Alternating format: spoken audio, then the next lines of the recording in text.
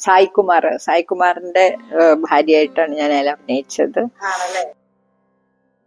Hi friends, എല്ലാവർക്കും മിനോര ബ്ലോഗ്സിലേക്ക് സ്വാഗതം. ഇന്ന് നമ്മൾ പരിചയപ്പെടാൻ പോകുന്ന കഥകളി ഹിന്ദിയിൽ ആദ്യമായി അവതരിപ്പിച്ച താരാവർമ്മയെ കുറിച്ചാണ്. താരാവർമ്മ പൂഞ്ഞാർ കൊട്ടാരത്തിലെ ഒരു അംഗം കൂടിയാണ്. താരാവർമ്മ ഒരു സിനിമാ നടി കൂടിയാണ്. അപ്പൊ നമുക്ക് മാഡത്തെ പരിചയപ്പെടാം. മാമിന്റെ പേര് താരാവർമ്മ. മാം സ്പെഷ്യലൈസ് ചെയ്തിരിക്കുന്ന കഥകളിയാണ്. കഥകളിയാണ്. അപ്പൊ നമ്മുടെ കേരളത്തില് നമ്മുടെ ഏറ്റവും നല്ല അറിയപ്പെടുന്ന ഒരു ഹിന്ദിയിലേക്ക് അല്ലെ, ഹിന്ദിയില് ആദ്യമായിട്ട് കഥകളി കളിച്ച ഒരു ഫുൾ സ്റ്റോറി പുതനാമോക്ഷം എന്ന് പറഞ്ഞ ഒരു സ്റ്റോറി ഹിന്ദിയില്, അതിന്റെ ലിറിക്സ് എല്ലാം ഹിന്ദിയിലാക്കി. അതൊരു നല്ലൊരു അനുഭവം തന്നെയായിരുന്നു. അത് ആദ്യമായിട്ട് ഹിന്ദിയില് കഥകളി കളിക്കുന്നത്. ആക്ച്വലി ആദ്യം വിചാരിച്ച വളരെ ഈസി ആയിട്ട് തന്നെ ഇങ്ങനെ ചോദിച്ചു, ഓ ആവാം എന്ന് പറഞ്ഞു. പക്ഷെ അത് പിന്നെ പിന്നെ നമ്മൾ നോക്കുമ്പോഴാണ് കുറച്ച് നല്ല ടെൻഷനായി. എന്തായാലും ദൈവാധീനം കൊണ്ടെല്ലാം നല്ല, നമ്മൾ വിചാരിച്ചാലും നല്ല ഒരു കോർഡിനേഷൻ കിട്ടി. കുറച്ച് ഹിന്ദുസ്ഥാനി രാഗം അങ്ങനെയൊക്കെ വരുമായിരുന്നു. അങ്ങനെയാണ് ആ പുതനാമോക്ഷം കഥ ബോംബെയിലാണ് ചെയ്തത്. ഡോംബുവിലിയിലെ ഒരു സൃഷ്ടി എന്ന് പറഞ്ഞ ഒരു ഇതുണ്ട്, അതിന്റെ ബാനറിൽ ചെയ്ത് അവിടെ പാട്ടുകാരും ഒക്കെ അവിടെ തന്നെ ഉള്ള.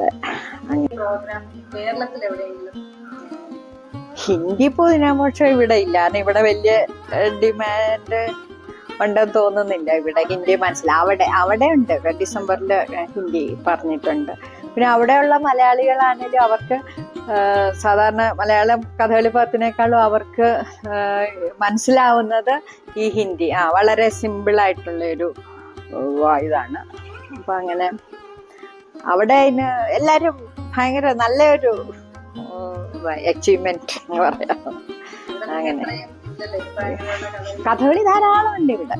ഇപ്പൊ നല്ല സ്റ്റേജ്, നല്ല ഇതാണ്. ഞാൻ മിക്കവാറും ഇവിടെ വന്ന് കഥകളി കളിക്കാറുണ്ട്. ഇപ്പൊ 28-ാം തീയതി ഒരു കഥകളി ഉണ്ട് ചേർത്തലയില്. ഇത് ഹിന്ദിയല്ല, സാധാരണ മലയാളം.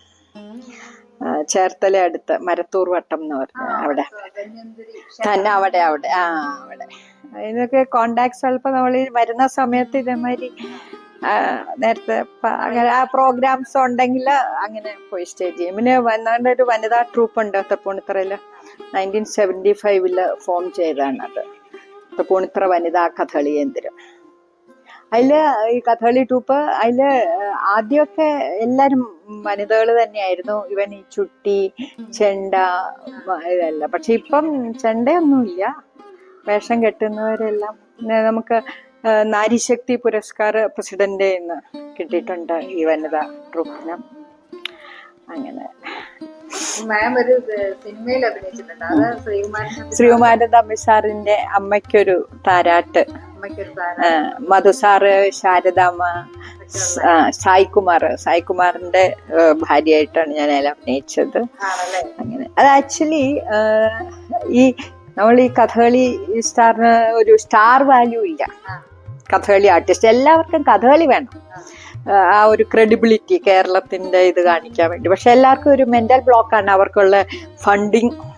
അത് വളരെ സങ്കടകരമായിട്ടുള്ള ഒരു കാര്യമാണ്. അതെല്ലാവർക്കും വേണ്ട. ഇപ്പൊ ഓണമൊക്കെ ആകുമ്പോഴും അവിടെ പലരും ചോദിക്കും കഥകളി, പക്ഷെ ഫണ്ടിങ് എന്ന് പറയുമ്പോഴത്തേക്കും ഇതാണ്. അപ്പൊ ഞാൻ വിചാരിച്ചു, എന്താണ് ഈ ഫിലിം സ്റ്റാർസിന് ഇത്ര ഒരു ഡിമാൻഡ്?